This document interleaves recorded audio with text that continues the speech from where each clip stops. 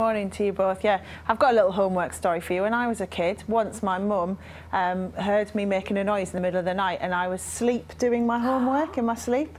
So my mum and dad went into the school to say I was getting too much homework and clearly it was stressing me out at night. All the other kids were loving me for that though, because our homework got reduced.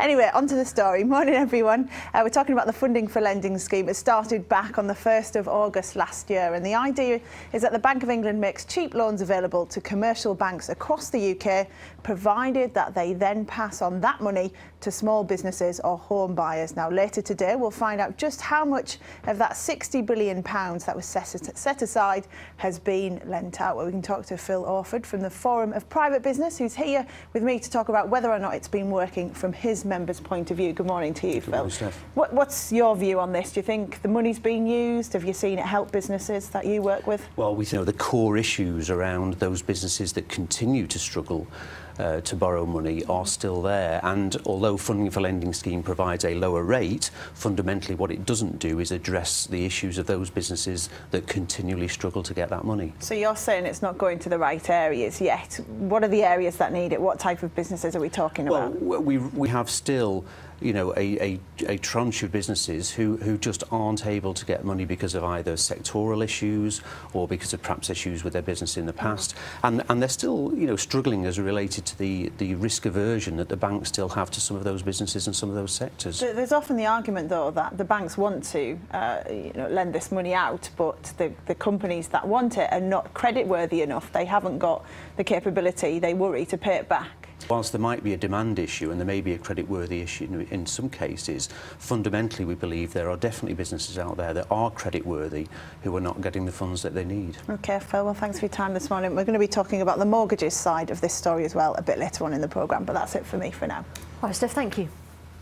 Good morning. Later today we'll find out how much cheap money has been loaned to banks under the funding for lending scheme. I'll be looking at whether that money is getting through to home buyers. Do we have any expectations? Yes, morning to you both. We're expecting them to do really well, to be honest. You remember last week I was talking about RBS and Lloyd's results. Both reported a pre-tax loss. Well, we're expecting HSBC to report a £15 billion profit.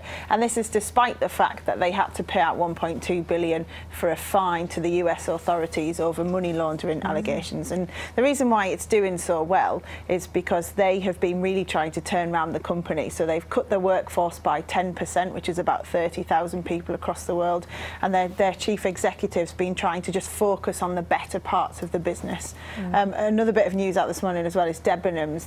They've just put out their results for this 26 weeks over the Christmas period, and they're saying that the snow in January has really hit them. So their sales, their like-for-like sales, down 10% for the few weeks over January when they were hit hard by the snow. So mixed results out this morning. Right, Steph, thanks very much indeed. Later today, we're going to get an update on the government's £60 billion funding for lending scheme. Steph has more on this. Yes, morning to you both. Businesses not necessarily think it's a great scheme, but mortgage and home buyers saying that they do think it's been going quite well.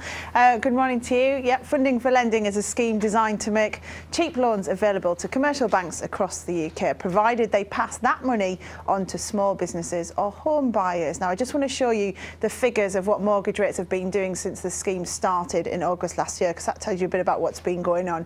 Now, back then, before any of the money had started to flow to the banks, the average rate for buyers with a 40% deposit was 4.47%. Change in the numbers then. With me now to discuss it is mortgage broker David Hollingworth. Good morning to you, David. So we're seeing things start to trickle down now, aren't we? Definitely, funding for lending has come through into the market. Those cheap funds have grown lender appetite, and actually we've got much needed competition in the marketplace now. Quite big falls for those with really large deposits, but this is about trying to help first-time buyers as well, and that hasn't gone down as much. I think one of the early criticisms was that this wasn't going to feed through to those with smaller deposits, and actually lenders were focusing in on those with large deposits. Market as well, as that increased? Oh, hugely. So we'd seen 5-year fixed rates, for example, dip below 3% on occasion. But actually now we're seeing a whole host of lenders offering those kind of very tasty 5-year rates. What type of fees are we talking about? If you're saying they've gone up a bit, do we know anything about how much they've gone up by?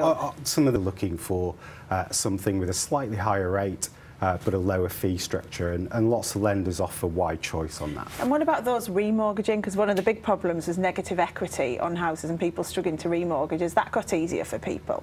But really, I think now, if you've got 15% or more, there are some rates out there which could actually save you some money, especially when lenders have been just edging up their standard variable rates. OK, David, well, thanks very much for your time this morning. That's it for me for now. I'll have those HSBC results in a bit. Oh, yes, OK. Thanks very much, Steph.